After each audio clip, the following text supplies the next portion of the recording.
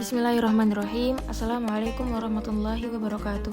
Perkenalkan, nama saya Wafa Syamsuddin Ali dengan NIM 202307101119. Di sini saya mau menjelaskan tentang karakteristik kepemimpinan Rasulullah dalam rumah tangganya dan sistem kepemimpinan dalam ranah ekonomi Islam pada zaman Rasulullah SAW. Yang pertama, saya akan menjelaskan karakteristik kepemimpinan Rasulullah dalam rumah tangganya. Al-Imam Ahmad meriwayatkan dari Aisyah bahwa bahkan Nabi Muhammad SAW menjahit baju dan memperbaiki sandalnya sendiri. Beliau bekerja dan mencari nafkah seperti halnya orang lain, mengerjakannya, serta beliau sangat toleran terhadap istri-istrinya. Saat beliau Rasulullah SAW usia 25 tahun, beliau menikahi Khadijah yang saat itu berusia 40 tahun.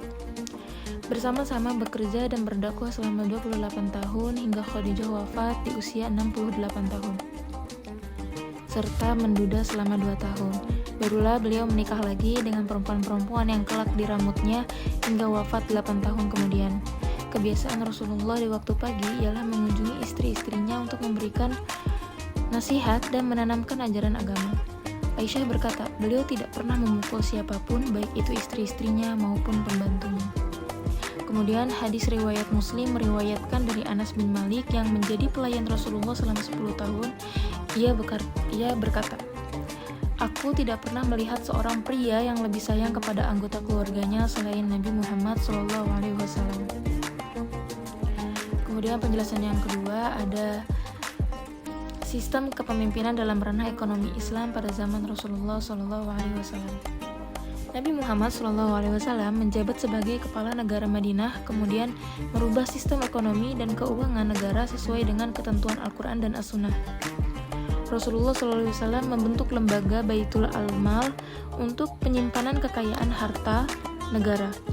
Pemasukan kekayaan negara berasal dari zakat, khoroj, jizyah, dan penerimaan lainnya.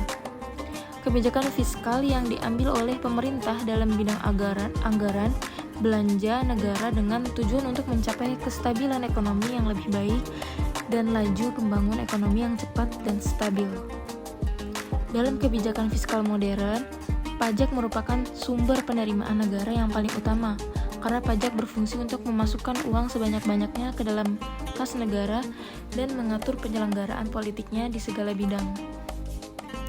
Pemerintah lewat kebijakan fiskal yaitu manipulasi pajak dan pengeluaran pemerintah sebagai upaya untuk mencapai tingkat pendapatan atau kesampaian kerja penuh serta stabilisasi tingkat harga atau inflasi. Sedangkan terhadap kebijakan fiskal pada masa awal Islam terlihat bahwa zakat memainkan peranan yang sangat penting untuk mencapai tujuan kebijakan fiskal, yaitu untuk membiayai pengeluaran pemerintah dan untuk melakukan fungsi pengaturan dalam rangka mencapai tujuan ekonomi tertentu, seperti pertumbuhan ekonomi dan penciptaan investasi dan lapangan kerja. Serta setelah Rasulullah SAW wafat, kepemimpinan negara Islam dan juga pengelolaan ekonomi dilanjutkan oleh Khulafaur Rasyidin.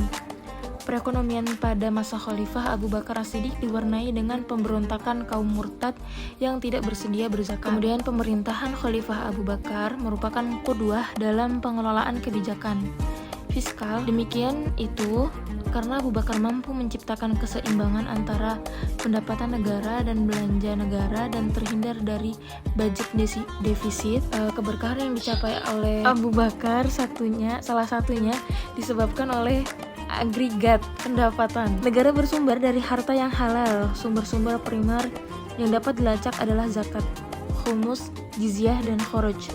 Adapun pendapatan lain tidak berbeda dengan sumber pendapatan di masa Rasulullah SAW seperti ush, kafarot, nawaib, amwal, fadlah, hadiah, tebusan, dan lainnya. Sekian penjelasan saya hari ini. Kurang lebihnya saya mohon maaf. Wabillahi taufiq wal hidayah. Wassalamualaikum warahmatullahi wabarakatuh.